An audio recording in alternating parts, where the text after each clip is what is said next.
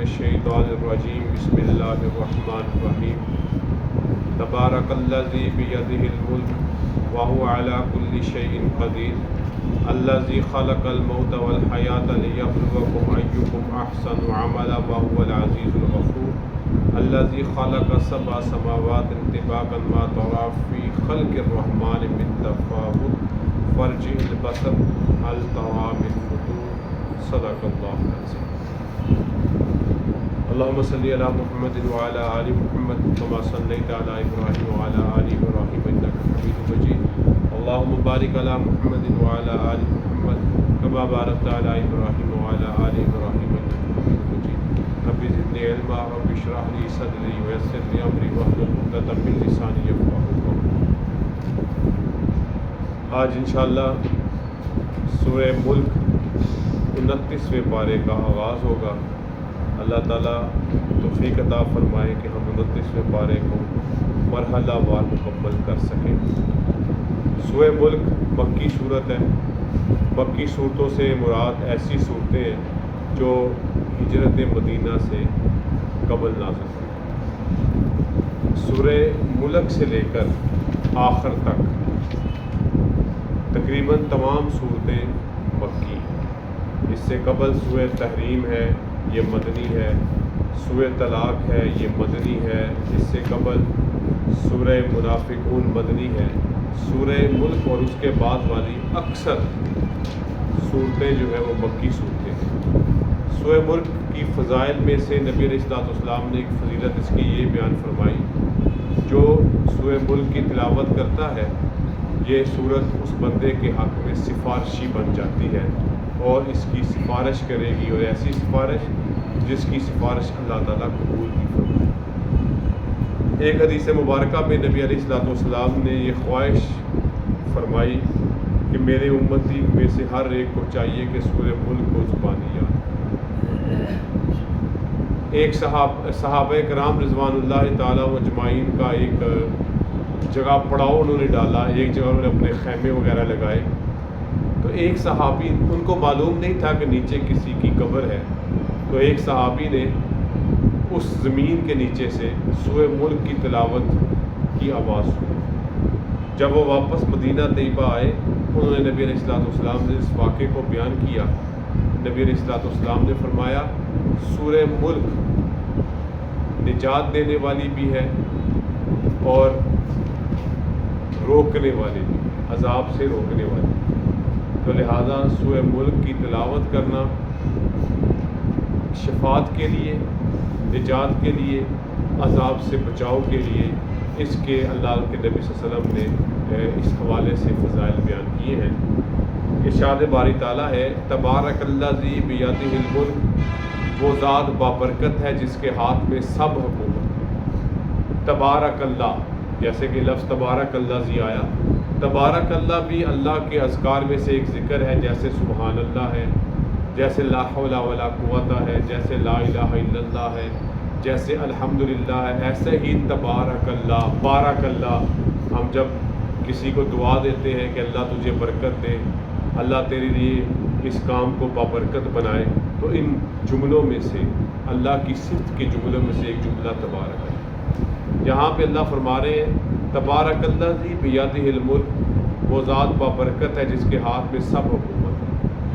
دنیا کی حکومتیں زوال پذیر ہیں، منقسم ہیں، منتقل ہونے والی ہیں، جن کو ہمیشگی نہیں ہے، ابدی نہیں ہے، لیکن اللہ کی بادشاہی ایسی ہے کہ جس کی کوئی انتہا بھی نہیں ہے، جس کو زوال بھی نہیں ہے، جس کی تقسیم بھی نہیں ہے، اور جس کا انتقال ہونا بھی ہے۔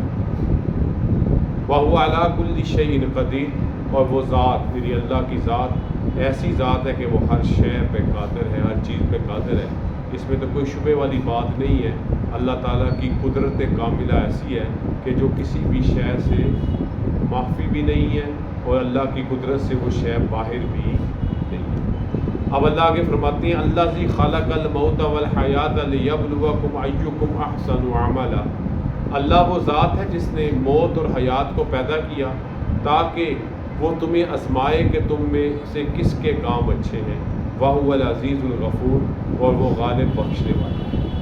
یہاں پہ اللہ تعالیٰ اس بات کی طرف اشارہ فرما رہے ہیں کہ موت و حیات بھی اللہ کی مخلوق، اللہ نے ان کی بھی تخلیق فرمائی، اور موت کا پہلے تذکرہ اس لیے فرمایا کہ موت ایک حقیقت ہے جس کا کوئی انکار نہیں ہے، اور یہاں پر ایک حدیث مبارکہ ہے کہ موت بھی ایک جسم ہے، موت بھی ایک جسم ہے، اللہ نے اس کو پیدا فرمایا۔ اب اس کو کیسے بھی ثابت کیا گیا؟ نبی کریم صلی اللہ علیہ وسلم ارشاد فرماتے ہیں قیامت کے دن اللہ تعالیٰ موت کو مینڈے کی شکل میں لائیں گے اور اس کو ذبح کر دیا جائے گا، اور اشارہ ہے اس بات کی طرف اب کسی کے لیے موت نہیں ہے۔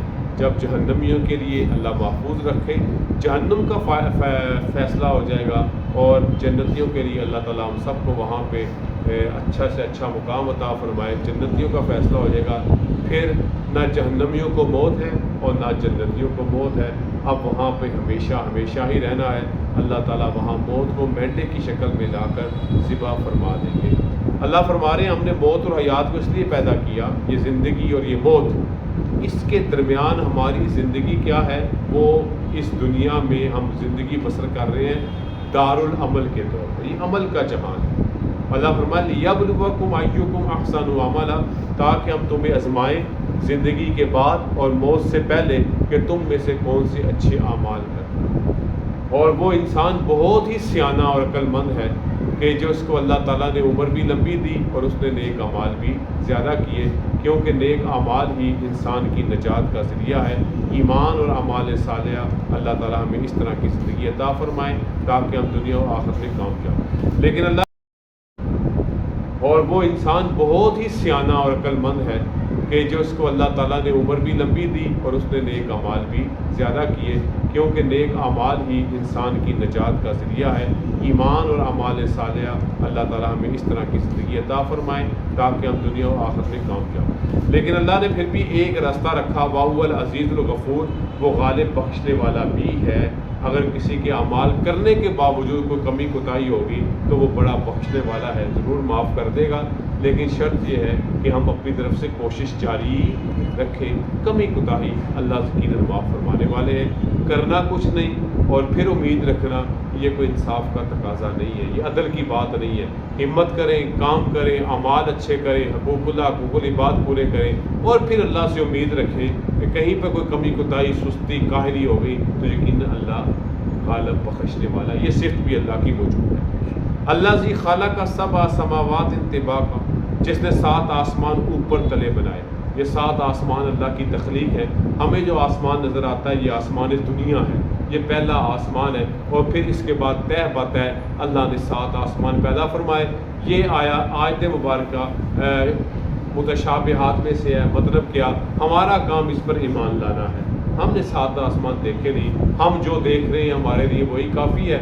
باقی بات رہی کہ 7 آسمان ہیں، اس کی بات کا ثبوت نبی علیہ السلام کے معراج کے واقعے سے ملتا ہے۔ جب آپ نے معراج کا سفر فرمایا، پہلا آسمان، دوسرا، تیسرا، 7ویں آسمان تک، اور پھر سدرۃ المنتہا و اللہ کے عرش تک کا آپ نے سفر فرمایا۔ لہذا آسمان تو ہیں، ہمارا کام ہے اس پر ایمان لانا، ان کی حیثیت کیا ہے، وہ کس طرح کے ہیں۔ حتیٰ کہ اس معراج والی حدیث میں آسمانوں کے دروازوں کا بھی ذکر ہے کہ دروازے بھی ہیں، اور وہاں پہ اللہ کے نبی وہاں پہنچے، دروازہ کھولا گیا، آپ کا استقبال ہوا، اور آسمان پہ تو لہٰذا 7 آسمان اوپر تلے ہیں۔ ما تری فی خلق الرحمن من تفاوت، اور تو رحمان کی صفت میں کوئی خلل نہ دیکھے گا۔ کون سی صفت؟ اللہ کی تخلیق میں کوئی بھی خلل نہیں ہے، کوئی بھی کمی بیشی نہیں ہے، کوئی بھی عیب نہیں ہے۔ میں اور آپ کوئی چیز بنائیں تو دوسرا کہتا ہے اس میں یہ کمی ہے، یہ ایسا ہو جاتا زیادہ بہتر تھا، یہ دیوار اتنی سیدھی ہو جاتی بہتر، یہاں پہ کھڑکی لگ جاتی، یہاں پہ یہ ہو جاتا، کہتے ہیں ہم آپس میں۔ لیکن اللہ کی تخلیق میں کوئی کمزوری، کوئی کسی طرح کا عیب نہیں ہے، اور نہ کوئی عیب نکال سکا، نہ کوئی کمزوری نکال سکا، کیونکہ اللہ خالق بھی پورا ہے اور اس کی تخلیق بھی پوری ہے، اس میں کسی طرح کا کوئی عیب انسان تلاش نہیں کر سکا۔ پھر اللہ فرماتے ہیں فرجع البصر، تو اپنی نگاہ کو ذرا اوپر کی طرف دڑا تو صحیح، تو دیکھ تو صحیح، حل تری من فطور، تجھے کوئی شگاف، کوئی کمی، کوئی کمزوری اس میں نظر نہیں آئے گی۔ اور کمی کیسے نظر آئے کہ پیدا کرنے والا، تخلیق کرنے والا بھی کون ہے؟ احسن الخالقین ہے۔ سب سے خوبصورت احسن پیارا بنانے والا، تو کمی کیسے ہو سکتی ہے؟ اللہ پھر چیلنج فرما رہے ہیں، ایک دفعہ نہیں، ثم مرجع البصر، اپنی نگاہ کو پھر اس پہ دوبارہ بار بار ہر اللہ کی تخلیق کو دیکھ، کرتین، بار بار، دو بار، جتنی مرضی مرتبہ دیکھ، ینقلب الیک البصر، تو اپنی ناکام نگاہوں کو لٹائے گا، خاسین، خاسین ایسی بندہ کہ کوئی عیب بھی تلاش کرنا چاہے اور وہ عیب تلاش نہ کر سکے، عیب کی تلاش کی ناکامی پر وہ رسوا ہو، ناکام ہو، اللہ کی تخلیق میں بار بار دیکھا جائے، بار بار اس میں کوئی عیب تلاش کیا جائے، انسان نامراد ہی ہوگا، کبھی بھی کامیاب نہیں ہوگا۔ وَهُوَ حَسِيرٌ، اور وہ تھکی ہوئی ہوگی، یعنی دیکھ دیکھ کر عیب تلاش کرنے کی بھی جتنی کوشش کر لے گا، اس کو اللہ کی تخلیق میں کوئی عیب نظر نہیں آئے گا، حتیٰ کہ اس کی نگاہیں بھی اس سے عاجز آ جائیں گی اور تھک جائیں گی۔ اور پھر اللہ آگے فرماتے ہیں، وَلَقَدْ زَيَّنَّا السَّمَاءَ الدُّنْيَا بِمَصَابِيحَ، اور ہم نے دنیا کے آسمان کو چراغوں سے راستہ کیا۔ یہ جو میں آسمان دنیا، میں نے ابھی کہا یہ آسمان دنیا ہے جو ہمیں نظر آ رہا ہے، اللہ نے اس کی وحشت کو، اس کے اندھیرے کو، اس کی تاریکی کو ختم کرنے کے لیے یہاں پر ستاروں کے چراغ لگا دیے، تاکہ انسان کسی طرح وحشت میں، ڈر اور خوف میں مبتلا نہ ہو، اس کا وہ تصور نہ ہو۔ اور پھر فرمایا وَجَعَلْنَاهَا رُجُومًا لِلشَّيَاطِينِ، اور ہم نے شیطانوں کو مارنے کے لیے آلہ بنا دیا۔ یہ کیا چیز ہے جی؟ نبی کریم صلی اللہ علیہ وسلم پر جب وحی کا آغاز ہوا، پھر شیاطین کو آسمانوں کی طرف جا کر فرشتوں کی خبریں اور باتیں سننے سے منع کر دیا۔ پہلے یہ جو کاہن، جادوگر، یہ جو لوگ تھے، یہ کیا ان کے شیاطین، جنات ان کے تابع ہوتے تھے؟ یہ آسمانوں پہ چڑھتے تھے، وہاں پر فرشتوں کو جو اللہ احکام الہی نقول کروا رہے ہوتے تھے، فیصلے وغیرہ، یہ دو سنتے، چار اپنی طرف سے ملاتے اور نیچے اپنے انسان کاہن کو بتا دیتے، وہ دو اپنی طرف سے مکس کرتا، وہ آگے کہانی سنا دیتا اپنے مریدوں کو، اپنے لوگوں کو۔ نتیجہ کیا نکلتا کہ لوگ اس پر اعتقاد کرتے، اور اعتقاد کی بنیاد کیا ہوتی؟ 20% سچ ہوتا اور 80%، اور لوگ اسی 20% کو سچ مان کے اس کو سب کچھ مان لیتے۔ لیکن جب نبی علیہ الصلوۃ والسلام دنیا میں تشریف لائے، ان کی بعثت ہوئی، ان کو نبوت ان کو عطا کی گئی، اللہ کی وحی، اللہ کے قرآن کا نزول کا آغاز ہوا، اب جو بھی شیطان مردود، جنات اس طرح کی خبریں لینے کے لیے آسمان کی طرف ہوتا جاتا ہے، تو اللہ تعالیٰ آگ کے انگارے کو اس کی طرف پھینکتے ہیں، وہ دوڑتا ہوا واپس آ جاتا ہے۔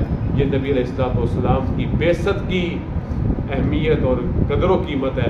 اب کوئی بھی دو نمبری وہاں پہ نہیں ہو سکتی، اس کے دروازے کیا کر دیے کہ بند۔ وَجَعَلْنَاهَا رُجُومًا لِلشَّيَاطِينِ، اور ہم نے انہیں شیطانوں کو مارنے کے، جس کو ہم کیا کہتے ہیں شہاب ثاقب، وہ جو ان کے پیچھے لپکتا ہے، جس کو ہم کہتے ہیں ستارہ ٹوٹا، وہ ستارہ ٹوٹنے سے مراد کیا؟ وہ انگارہ ہوتا ہے جو اس جن یا شیطان کی طرف متوجہ ہوتا ہے، جو آسمانوں کی طرف غیب کی خبر کو لینے کے لیے جاتا ہے، کیونکہ اللہ کے نبی کی بعثت، جنات اس طرح کی خبریں لینے کے لیے آسمان کی طرف ہوتا جاتا ہے، تو اللہ تعالیٰ آگ کے انگارے کو اس کی طرف پھینکتے ہیں، وہ دوڑتا ہوا واپس آ جاتا ہے۔ یہ نبی علیہ الصلوۃ والسلام کی بعثت کی اہمیت اور قدر و قیمت ہے۔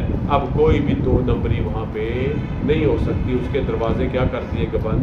وَجَعَلْنَاهَا رُجُومًا لِلشَّيَاطِينِ، اور ہم نے انہیں شیطانوں کو مارنے کے، جس کو ہم کیا کہتے ہیں شہاب ثاقب، وہ جو ان کے پیچھے لپکتا ہے، جس کو ہم کہتے ہیں ستارہ ٹوٹا، وہ ستارہ ٹوٹنے سے مراد کیا؟ وہ انگارہ ہوتا ہے جو اس جن یا شیطان کی طرف متوجہ ہوتا ہے، جو آسمانوں کی طرف غیب کی خبر کو لینے کے لیے جاتا ہے، کیونکہ اللہ کے نبی کی بعثت کے بعد یہ دروازہ بھی بند کر دیا گیا۔ وَأَعْتَدْنَا لَهُمْ عَذَابَ السَّعِيرِ، اور ہم نے ان کے لیے بھڑکتی آگ کا عذاب تیار کر رکھا ہے جو بھی اس طرح کی حرکت کرے گا۔